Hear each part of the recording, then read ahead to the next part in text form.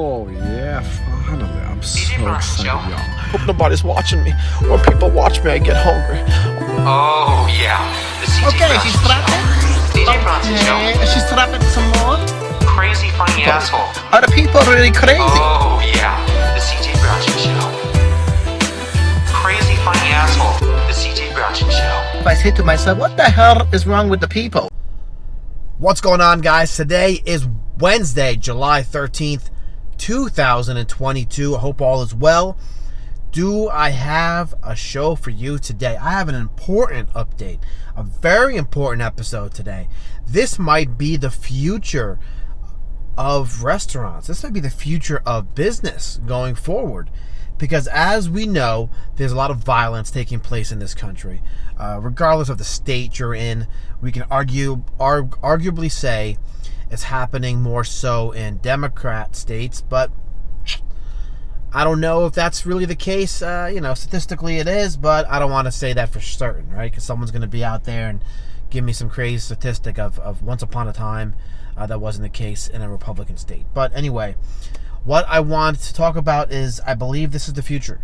I've been preaching and advocating for business owners to get weapons, business owners to defend themselves, business owners to get ready just in case of another looting, another attack by a person or a group of people. As we know, we've probably seen it numerous times of people, mobs of people rushing in, bum rushing a store and just ransacking it, taking everything they can.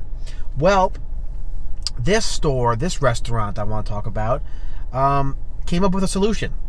Is it the right solution? Let's see. The article's from the New York Post, posted today, July 13th. Again, it's called Starbucks Providing Baristas with Active Shooter Training as Crime Surges. So I think that's very interesting, right? I think it's very interesting because here's Starbucks, a well-known restaurant, well-known coffee house worldwide, very, very, very popular, very, very expensive as well as far as coffee is concerned, but they still have a fan base. They still have the loyalty. But unfortunately, the way things are going, they've been forced to shut down a lot of stores, and lay off a lot of staff. So let's see if this solution, maybe I'm reading it wrong, but I mean, active shooter training, is this really going to help? Let's dive into it. Let's take a look. Okay. So Starbucks said it will provide its baristas with active shooter training as the coffee giant grapples with a surge in crime across big cities, like I said. It is unclear what specific incident prompted the company to adopt the policy. The Post has sought comment from Starbucks, but we're waiting to see. Earlier this week, the Wall Street Journal reported that the Seattle-based chain would shutter 16. I knew there was a lot. 16, I did not know. 16 of its restaurants, 6 of which are in Seattle, 6 others in and around LA, and 2 in Portland, Oregon, 1 in Philly, and 1 in DC. Ironically, if I'm wrong, I may be wrong, correct me if I'm wrong. Again, hit me up on Twitter at CJ Bronson Show, or comment below if you can. But I believe these are Democrat cities where crime is, well, I don't know. I'm not going to say it's crime infested, but it basically is crime infested. All these cities I would not step foot in unless you paid me considerably amounts of money. Anyway, so each of these cities has experienced a surge in crime since the onset of the coronavirus pandemic. LA, for example, has seen more people killed by guns during the first 6 months of 2022 than during the same period in any of the past 15 years. This is all according to, not the New York Post. Guys, this is according to the Los Angeles Police Department. So you can't turn around and say, oh, CJ, you're making this up. Oh, CJ, you're reading this from the New York Post. The New York Post is just saying this. No, this is directly from the Los Angeles Police Department. They're saying that more people were killed by guns during the first 6 months of this year. 6 months, January to June, than during the same period in any of the past 15 years. So what does that tell you? Does that tell you it's a mental health issue? Does that tell you that crime is just so crazily being overlooked in these cities? I don't know. I believe so, but let's continue. Now, in Washington, D.C., again, this is another city where they shuttered some stores. I believe they shuttered, was it one store in D.C.? They have already been 93 homicides compared to the 82 in the first 6 months of last year, which is a 13% increase. Why are we bringing this up? We're bringing this up because this could be the possibility of why they're closing a lot of stores for safety reasons. The closures were prompted by employee complaints that the areas were becoming too dangerous as drug users were using the chain's bathroom facilities, while customers and workers were also reported instances of theft, assault, and other crimes. So I believe Starbucks, and I'm not sure what the country you're listening from, but in Starbucks in America, their bathrooms are publicly opened. So you can come in, use the bathroom. They don't say, show me a receipt. There's no key. There's no key needed. There's no money needed to get in. You just come in, you use the bathroom, do what you got to do, and leave. Now, they're saying their employees were complaining that it's just too dangerous to work there. I mean, that's pretty bad. It's hard to get employees as is. Imagine getting an employee and then that employee telling you that they feel unsafe in their work environment. What do? Do they work at a drug shelter? Do you work at like a prison? Where do you work where you feel unsafe? I work at Starbucks. You feel unsafe selling coffee. This is a problem. Big problem. So let's see what Starbucks' solution is. Starbucks said the company responded by giving store managers discretion to deny free access to the store's bathrooms, which are open to the public, again, like I said, as per corporate policy. So they responded by giving store managers discretion to deny free access to the store's bathroom. Imagine that, though. Imagine a kid, because usually these are kids who work these barista jobs at these coffee houses of Starbucks, or any coffee house, really. I mean, maybe they're in their early 20s, mid-20s, late 20s, maybe, early 30s, maybe, whatever. Regardless, you're in there, you're working, and now a drugged-out fiend comes in, scratching, itching, talking about they want to use the bathroom real quick, and you got to tell them you can't use it according to a new policy we have. In this day and age, I don't know if they will take that calmly or lightly, and just leave politely. They might get a little feisty, unfortunately. Hopefully I'm wrong. Hopefully they just walk out and leave calmly, but we'll see if this is a good move or not. I don't believe it to be, but let's see. Let's see what else they're doing here. Maybe there's more. Last month, Starbucks interim CEO Howard Schultz said the company was rethinking its open bathroom policy due to mounting concerns about public safety. Okay. The new safety measures also include guidance to baristas on how to deal with an active shooter situation, as well as training on conflict de-escalation. Excuse me. So they're going to do training for active shooter situations. You're just there to make coffee. Like, I don't think a lot of people think they're going to lose their life or have to battle somebody or argue with somebody, or, it's not like a bar where you're serving alcohol, you're serving coffee. So it's kind of crazy that that's something that you have to do, but, I believe this is what happens when you relax on crime, when you don't prosecute fully, where basically everything is decriminalized. You can do anything you want, basically, in some of these cities and get away with it. Slap on the wrist. It's almost comical that these things are happening, because it's like you're not preventing them and you're not stopping them. It's just your solution is to train the baristas to understand what to do and how to de-escalate a crazy person, a drug addict, or a hostile situation. I mean, that's kind of asking a lot for someone who's just, listen, I'm just trying to get through the day and make the coffee that somebody wants. Let's continue. Now, your quote, you're seeing firsthand the challenges facing our communities, personal safety, racism, lack of access to healthcare, a growing mental health crisis, like I've been saying, mental health, rising drug use, and more. U.S. operations leads Debbie Stroud and Denise Nelson told the company's U.S.-based employees. With stores in thousands of communities across the country, we know these challenges can at times play out within our stores too. We read every incident report you file, and it's a lot. Wow. In April, a 23-year-old woman was arrested for the fatal shooting of her child's grandmother, who was 52 years old, at a Starbucks in Richardson, Texas. Last year, a man was shot to death while sitting in his car at a Starbucks drive-thru, in the Exposition Park section of LA. He was in drive-thru, guys. The hell was he doing getting shot up? 2 of the stores in Seattle that are closing have been unionized, while one restaurant in Portland has petitioned to unionize, according to the Journal. Is the unionizing Starbucks going to make it a safer work environment, or is it just going to guarantee you better health care, better pay?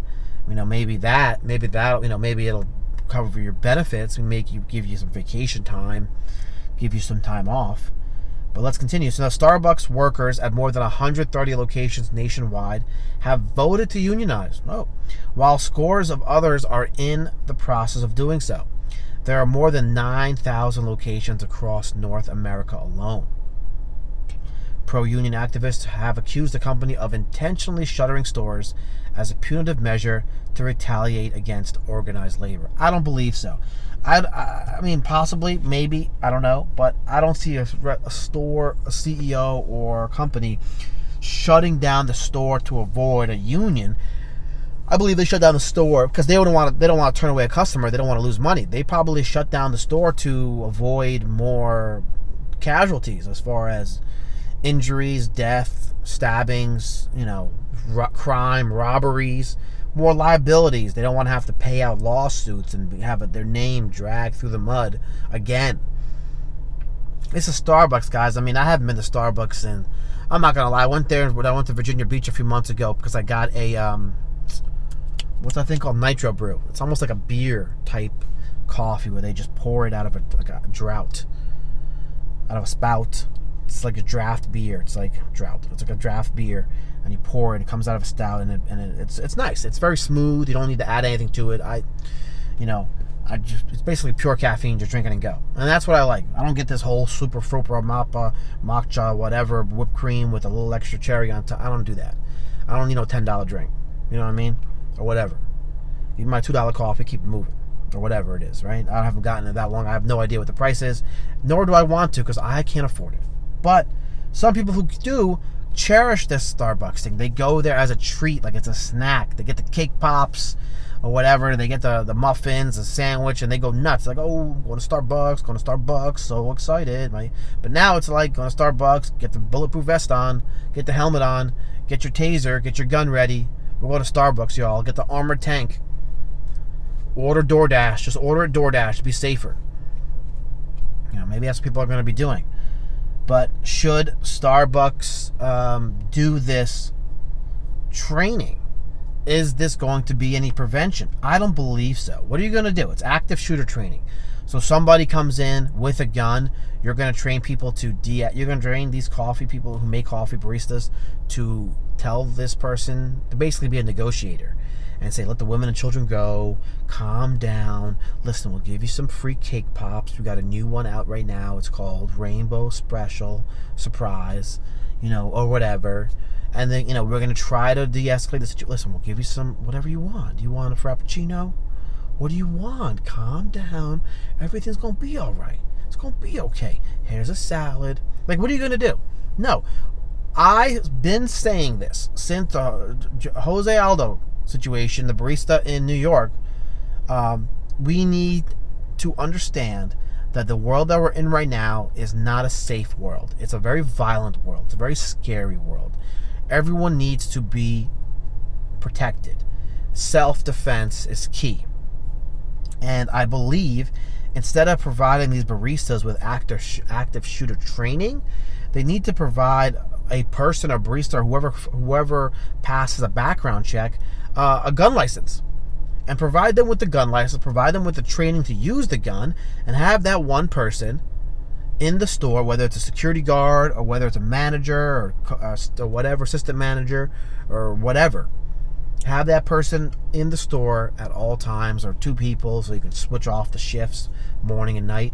And this way you can not guarantee, but at least you can, maybe somebody would see the armed guard or know that Starbucks has armed employees and think twice about shooting up the store, shooting up the drive-through, or, causing mayhem or ruckus. Because I'll tell you what, if somebody comes in high as a kite and says, I need to use the bathroom or else, and you have a gun, I guarantee that's going to change real quick with that or else nonsense. And that's going to be a lot better than training for active shooter training, where it's like, calm down, let's de-escalate. Let's breathe. Everybody breathe. Let's take a deep breath. And now let's focus on my voice. Lower your weapon. Ah, isn't that nice? Breathe in and breathe out. Hell no, man. Ain't no crazy person want to hear that shit. Ain't no person high on methamphetamines want to hear all that noise. You whip out that pistol, though. You whip out that pistol, like, story's going to change real quick. All of a sudden, they're going to say yes and please and pronounce you, sorry, I'm sorry, apologizing. And then maybe that's the way you need to start doing things. That'll at least prevent things. Because apparently the city is not really cracking down on these criminals. They're not providing as a harsh a punishment as I believe they deserve. And that goes for all of these cities. And we talked about DC, we talked about LA, we talked about Portland, Seattle, New York, Philly. Right? These are the cities that are currently crime infested. And I do not know the court system or whatever the case may be, they're letting them off the hook and letting it, purposely letting it self-destruct. My theory is they're doing it on purpose so they can come back. And again, this is between me and you. Don't tell anybody. I believe that this is done on purpose so that they can, quote unquote, build back better. Meaning you let everything collapse, let everything fall to the ground, to the point where they come back in as the hero, as the saviors. Listen, we could fix all of this. All you have to do is just give up your rights, let us do what we do best, and control the situation. Give us your guns. We're going to monitor everything you say on the phone and on social media, and we're going to tell you when you're allowed to get gas, when you're allowed to be on the street. There's going to be a curfew. There's already a curfew in Philly, right? I believe it's 10. I'm not sure what exactly time, but there's a curfew for 18 and under in Philly. And they'll just start doing that until people are like, okay, yeah, if that's going to help, sure. If that's going to make things better, maybe that's what they're doing. They're purposely letting things fall so they can pretend they're the hero and pick it back up. I don't know. That's my theory. Again, I'm a conspiracy kind of guy, I guess. I'm kind of crazy, kind of nuts. I'm not a doctor, not certified to anything, so don't try to sue me or some craziness. I'm not going to get much anyway. But, yeah. That's what I'm thinking. I don't think this is a good idea, Starbucks. I mean, I respect you for trying, because I know you want to keep open. I know you don't want to keep closing stores. I respect that. I respect you guys for, I know it's hard to maintain an employee base. I know it's hard to run a business. I know it's hard to, tell everyone you're going to be safe here drinking coffee. You're going to be safe in our drive-thrus. But it's the difference between telling them and showing them. And I think if you had an armed security, and let's be real, guys, let's think about this cost-wise. Starbucks charges a lot for their food, right? Whatever you think, you can go to coffee, get a 7-Eleven, you go to 7-Eleven, get a coffee, or you go to Starbucks to get a coffee. You could arguably say you're paying almost double, if not double, at Starbucks for the coffee. And we're not going to even mention the fact that Starbucks is bringing in more business for coffee than 7-Eleven. So you're going to tell me they can't afford to have an armed guard? They can't afford to have somebody there with gun training, pay for that licensing, pay for the training. They can afford to do active shooter training, which I don't even know where the hell you get this training from. A college? Where do you get active shooter training from? But you can go to a gun range and get, gun training. Some police stations I know in Florida they offer the gun training for free. So I don't even, in my mind, that would be a better move. I'm just saying, I mean, I don't have all the answers, I don't think, but I think if this is the future, I do not see it going over well. Basically, what you're telling me here is you're preparing these baristas to keep the crowd calm, keep themselves calm, and let the shooter do or let the criminal do whatever they want. Instead of saying, this is what we're going to do to protect you guys.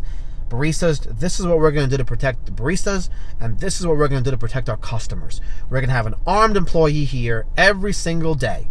So do not worry. Come to Starbucks. We are armed and ready to protect you during your purchase, during your dining experience. That's what I would do if I had the funds to do it, and they'd have the funds to do it. They just closed 16 stores, so they have extra money to do it. And they make a lot of money on coffee. I don't know the numbers, don't hit me on the quotes, but it's not like, I've never heard of Starbucks declaring bankruptcy, so I'm pretty sure that they're making good money. Every time I pass by a Starbucks, there's a line. So I don't know. This article doesn't say, I didn't Google it to see exactly how much they're earning per year, but I'm pretty sure it's a successful business when they have over 9,000 locations across North America alone. So think about that. That's my thing. I think we need to have more guns in business. Business owners need to have guns. Employees or need to have guns. Everyone needs to protect themselves one way or another. I stand behind that statement, especially if you're a senior and you walk alone. If you can't walk in pairs, highly recommend you have some sort of weapon, mace, taser, whatever's legal. Whatever you can carry. Try to get it, or walk in pairs, and let one of you carry something, because it's not safe out there, folks. It's not safe regardless of what city you live in. That's my thought. That's my Wednesday episode. Hope you guys have a great day. I'll see you guys soon. Hit me up on Twitter at CJ Bronson Show. Don't forget to like, comment, subscribe. I love y'all.